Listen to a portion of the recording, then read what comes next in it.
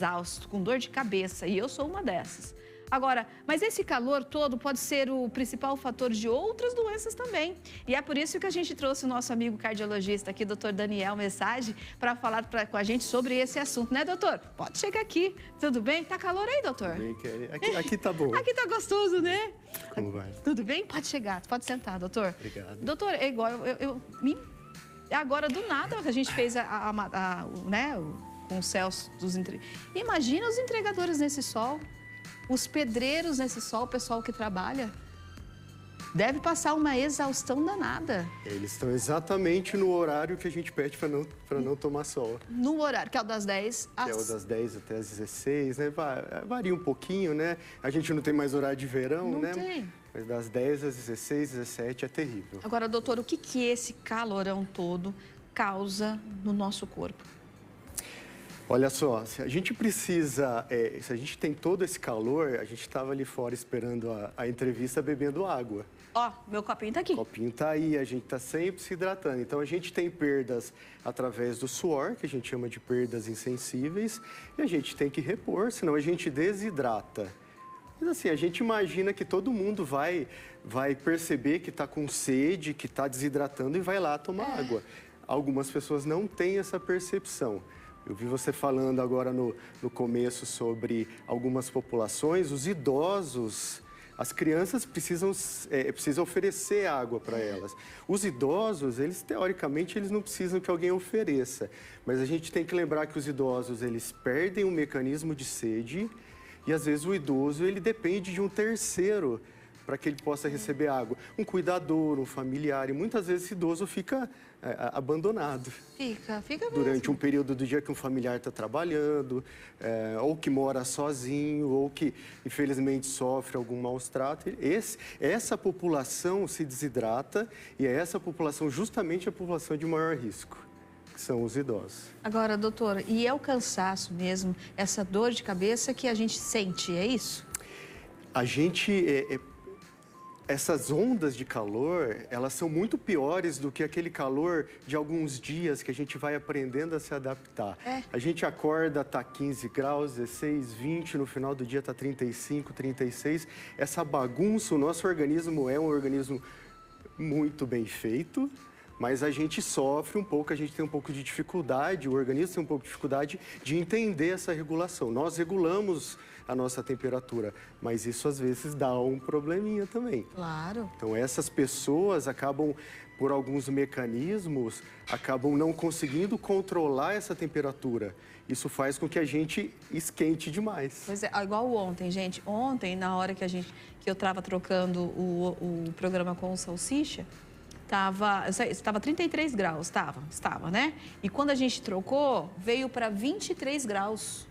23 graus, então caiu 10 graus de temperatura assim e começou a chover. E agora, doutora, a produtora acabou de falar que está 36 graus. Meu Deus. E a previsão para o final de semana é que a estimativa chegue a 40 graus, é muito, né? É muito quente, a gente não está acostumado. E é isso mesmo, quando você tem uma temperatura onde a gente consegue aos pouquinhos ir se regulando, mas de uma hora para outra, meu Deus do céu. E é importante que isso seja divulgado, né, para que as pessoas evitem os piores horários, se hidratem. A gente está aqui com algumas roupas um pouco mais formais, mas a gente está com ar-condicionado. Imagine uma pessoa andando de terno na rua nesse calor, isso é terrível. Não aguenta. Agora, doutor, quais são os horários, então, que a pessoa tem que evitar atividade física? Porque a galera vai todo pro parque aí caminhar, né, gente? Vai pro parque caminhar aqui em Maringá, em outras cidades também vão fazer a caminhadinha. E com relação também às crianças, porque tem a brincadeirinha no parque, desce pro play nos apartamentos, né? Sim. É justamente esse horário. O horário de maior calor é o horário que a gente tem que tentar evitar. Pegar um funcionário que está na rua trabalhando, esse funcionário deve estar, de repente, usando um boné, um chapéu, deve estar com roupas mais claras, para evitar que essas roupas esquentem, deve passar um pouco de protetor solar, deve estar com uma garrafinha de água, deve escolher o lado da rua que está com sombra. senão a gente vai sempre estar naquele sol terrível e aí não dá tempo de beber água, não dá tempo de parar. A hora que a gente vê, vem a dor de cabeça, vem o peso, vem a sensação de que está com uma tontura. Todos esses são sinais de que alguma coisa está errada. Começou uma desidratação, começou o que a gente chama de insolação, que é o organismo ele começa a não mais controlar a temperatura. Ele já está, entre aspas, falhando. Tá bagunçado tá tudo. Todo bagunçado. Tá tudo bagunçado. E aí que é o problema. Algumas pessoas, numa fase muito avançada de insolação, podem até ter uma convulsão, podem ter um coma. E isso é uma emergência. Isso aí tem que correr para um hospital com essa pessoa. Mas a gente espera espera que as pessoas não cheguem nesse estágio. Deus que me assim. livre. Tem muita coisa para fazer antes disso acontecer. Agora, doutora, a gente falou em convulsão. Além da convulsão, também é perigoso dar AVC e derrame ou não? É sim. Esses dias eu estava até falando sobre uma estimativa que a gente fala que, assim, a cada mudança súbita de temperatura, então a cada 1 grau que a temperatura muda, a gente tem um risco de 1 a 2% de ter um infarto e um AVC. A mais? A mais. A gente, quando eu digo assim, algumas populações mais específicas, os idosos. Tá. Os idosos. Então, você imagina quando a gente tem uma variação de 15 graus, a gente chega a aumentar até 20%, 30% o risco de um evento naquele dia, naqueles próximos dias. Nossa, isso é perigoso. muito. É muito. A gente junta esses idosos que já têm algumas outras doenças, que têm uma pressão alta, que têm o diabetes, que têm, às vezes, uma doença renal ou que têm alguma doença neurológica. E tudo isso soma de maneira negativa. Nossa. E tem uma pergunta, tem o nome da pessoa, Zaninelli? Johnny. O Johnny está perguntando se o calor, doutor, deixa a pessoa mais estressada também. Quem não gosta de calor fica, ué. É isso mesmo. Não é? Quem não gosta de calor vai ficar estressado, Johnny. O calor deixa a gente irritado, porque eu, particularmente, não gosto do calor.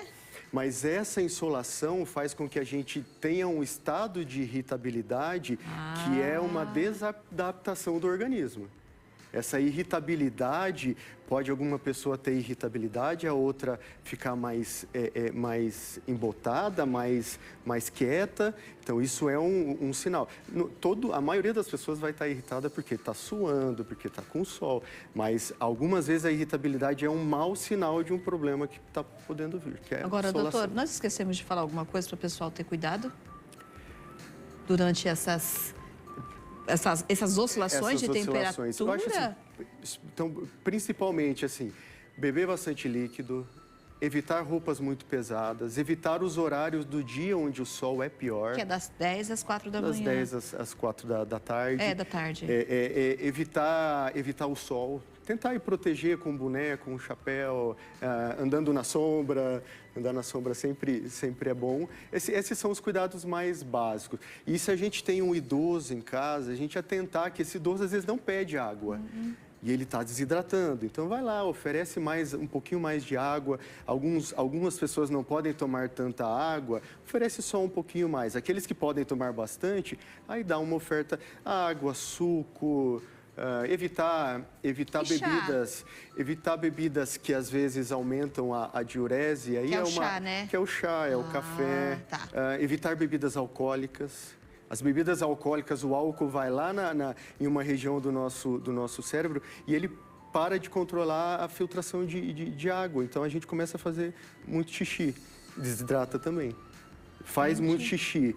Não está bebendo água, não sente sede, vira uma bagunça. Ai, meu Deus do céu. Doutor, obrigado, tá? Obrigado por ter vindo. Obrigado pelas orientações, porque eu acho que ajudou muita gente. E criança também pode beber água, suco, tudo, criança né? Pode beber água à vontade. Dificilmente a gente vai ter alguma criança que tem alguma restrição. Essas que têm restrição, a família já sabe. Agora, as crianças, em geral, têm que beber muito líquido, muito suco, tem que se hidratar bastante. Eu vou te falar, gente, para criançada, que às vezes é difícil você beber muito suco, vamos fazer, sabe o quê? Geladinho. Vamos fazer, né, doutor? Sim, geladinho é uma delícia. Faz geladinho, daqueles bem das antigas mesmo, sucão de laranja, coloca lá